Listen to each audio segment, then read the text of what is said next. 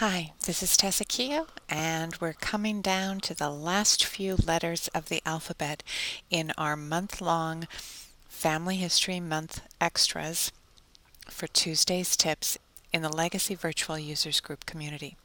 So, we got to X, and what's a gal to do? Because there's no X in Legacy Help. Now I took a look in the index and it went from W straight to Y. Oh no, what to do when X does not mark the spot or show up in the help index? So I thought we could talk about the extras in Legacy. Now, if some of you attended the October Legacy Virtual Users Group community hangout, you would have noticed that we were talking about add-ons in Legacy. And what I've done is I've taken that same diagram that I had where I talked about Legacy being in the center and various add-ons being around Legacy, and I mentioned tools, research, images, mapping, charting, and sharing, and saying that there were a wide variety of add-ons to use with Legacy, and the purpose of those add-ons was to just help you get the most out of or complement your Legacy. Now the interesting thing is a number of these extras I think are also in Legacy, so I thought that's what we could talk about today. Let's get started. Now in Tools in Legacy, what you're going to do is click on Tools and then take a look at the various choices you have. Now these are truly extras because I view Legacy as a relational database program.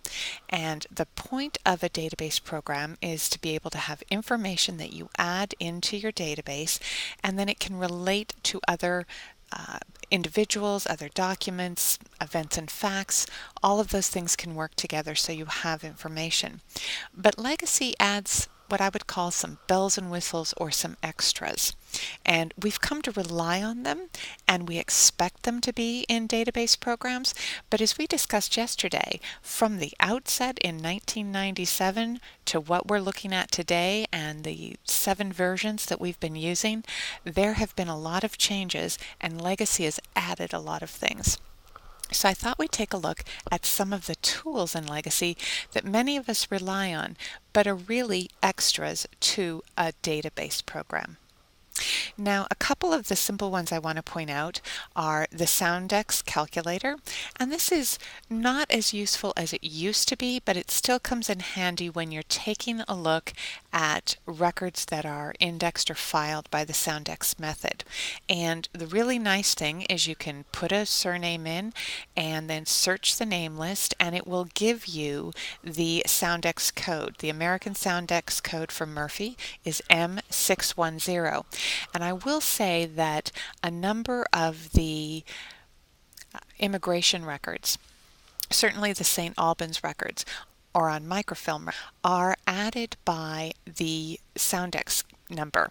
And so any of the older documents you're looking at that way that have not been either re-indexed or updated, and many of them have on sites like Family Search or Ancestry.com, it's still helpful to know the Soundex. The other thing that I really like is the global spell check. You can put any area into your global spell check. It might be your notes events, as I've shown you here. It might be looking for medical notes, any of that kind of information. You can ask it to spell check a global search, and it will do a global search of all, in this instance, the notes that are in the events, and bring back misspellings for you, or at least have you check those words. So that's another really helpful one that a lot of times people don't take advantage of. And finally, in this group, the source clipboard.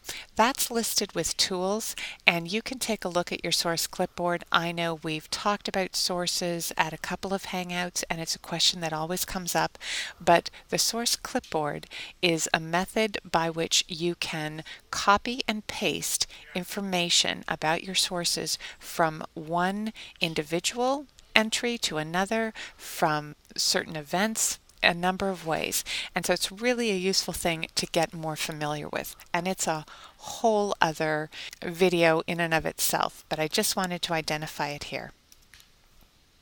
Now there's also the geolocation database, and in this instance I've filled in just the city and the state, so I haven't given a county. And as you can see, by doing that, I get 3 different counties in the Commonwealth or state of Virginia, and it also gives me the country. Now you can do this with any variety of cities, whether they're in the United States or in foreign countries. Another one that's kind of interesting is the merge individuals, and you can do this with, and I would suggest a manual merge. And just to show you what it looks like, I brought up 2 Lawrence Edward Murphys. Now, I personally know that one of the Lawrence Edward Murphy is the father of the other Lawrence Edward Murphy. But when I brought up the second Lawrence Edward Murphy, the legacy program also told me that this was not a duplicate, but that one was a father and the other was a child. But it's interesting to take a look at the information they give you both on the left-hand side and the right-hand side.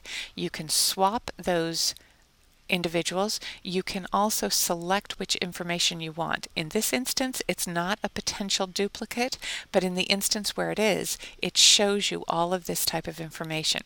That's another one that's probably a really good separate video, but I just wanted to point out that this is an extra tool you can use in Legacy. And finally, in the tools that I'm going to introduce you to today is the split screen view. Now, in this instance, I've asked it to keep the same family file open. So I have my Keogh Lidman family file open, and I have moved I have moved the right-hand side to Lawrence Edward Murphy's parents, who are James Joseph Murphy and Ellen Kiley. And you can see that because they're listed as his parents over on the left-hand side, and then they're listed as the couple on the right-hand side with their parents and their children. And you'll notice that Lawrence Edward shows up as the oldest. This is a good way of working in your family file if you want to play around with all of the various family members. It's also a really nice thing to do if you're opening maybe a family file that you got from a co-collaborator and you want to be checking out family information, or if you have separate files that you keep in Legacy. Now let's move on to the research extras. Now, one that I really like is the Census Search that Legacy added, and they added this around the time of the 1940 census when we were getting ready for it to be released. And the really nice thing about this is it's not limited to the 1940 US Census. You can choose the country and you can choose the census year. And the really nice thing is you can choose the place that you want to look up. And I think that this is a often overlooked research extra in Legacy. A number of times we want to go into the detailed search, or maybe we're looking for missing sources or missing information. The census list is a really helpful extra. And take a look because I've shown you that you can take a look at the right-hand side where the 2 tabs are, and you can take a look for your search options as well as taking a look for the report options you want. So you can choose what is going to show up in your preview report. And here we can take a quick look that if I were asking for the 1940 census for Tecumseh in Johnson County, Nebraska, and I asked for people that Legacy was going to take a look and see if there was a 50% chance or greater that they should be in the Tecumseh, Johnson County, Nebraska census. And then I asked it to provide certain information, their birth information, death information, the age that they should be in the 1940 census, possible locations, the parents, spouses, and children. And so that gives me a wide variety of a net to cast for this census information for any of these particular people. And it also helps me when I look to see the family that they might be associated with. So if you haven't taken advantage of Census Search and the preview reports that you can get for a very localized area, that is a great research tool that's an extra in Legacy. Now, Legacy encourages you to use the Research Assistance tab that's in Legacy, and I really view this as an extra because this wasn't introduced until, I believe, version 6. Now, they provide a timeline, a preliminary review, suggested sources, and a to-do list as a four-step process. And in this instance, we have, again, Lawrence Edward Murphy. Now, the interesting thing is when you take a look at the suggested sources, you also have to take a look at the goal that you have. And in this instance, the goal is Lawrence's history, as opposed to his birth, death, marriage, maybe his parents. One of the items is going to be the Nebraska State Census for 1865, and Lawrence should appear on that because he was born in 1862. Now, the interesting thing to me is that the Research Guidance Program tells you that that source can be found at a particular repository, but it doesn't mention that it can be found online. And so the only question that I have about research assistance is how up to date Legacy has kept this portion or extra of its program. Now, I have to confess I have not used the Picture Center, but for purposes of this video, I went ahead and added a few pictures because I wanted to see how the extra in Legacy, which is for images, actually works. So I took a picture of my grandfather from his citizenship application, and I opened the Picture Center and I added it. And it was relatively easy to do, and I'm showing you how that worked out. It kept the information I had about the picture, where I got it from, and then the picture shows up to the left-hand side of the individual's information. So I actually found the Picture Center relatively easy to use, and the only suggestion I would have is that if you're entering pictures, you want to make sure that you've named your pictures appropriately beforehand, whatever method you use, and that you place your pictures where you want to maintain them. Because although Legacy has the ability to go browse for those pictures if the link is missing, I think it's easier to just work that out in advance. Now, I also took a look at the mapping feature, which is something that I don't use that often in Legacy, but I turned on to play around with it, and I brought up Lawrence Edward Murphy yet again. And what I did was open the locations and then opened the Bing service for mapping, and you do that by going into your customization section in options. And when I did that, Legacy asks you which items you want to include on a map. So you can choose as many or as few as you want just by checking them off. And then it runs through the program and geocodes those places, and they'll show up on a map. I've used a map that is very basic right now in Bing. I am not using the aerial view or a closer view. And this was simply to give you an idea of what it looks like. And as you can see, although he was born in Nebraska, at a certain point he moved to Washington State, he moved up to British Columbia in Canada, and then he returned to the state of Washington. Now, moving on to charting, which I think is an excellent extra in Legacy. Now I'm showing you the Charting Deluxe program with a chart that I have prepared. I've enlarged the box so that you can see how the information appears, but you can clearly see that if you're working with the appearance, you can choose the colors, the themes, the items that are going to be in the box. You can choose what the page looks like, what the box looks like, how the connecting lines work, and the size of those boxes. You can also choose your background and your title. Now, I find it very intuitive and very clear to work with the Charting Deluxe program that's in Legacy, and I would really encourage you to take a look and play around with this extra. If there was a way to improve charting, if I had a suggestion to Legacy, it would be to add more available items. Selected events would be a great improvement.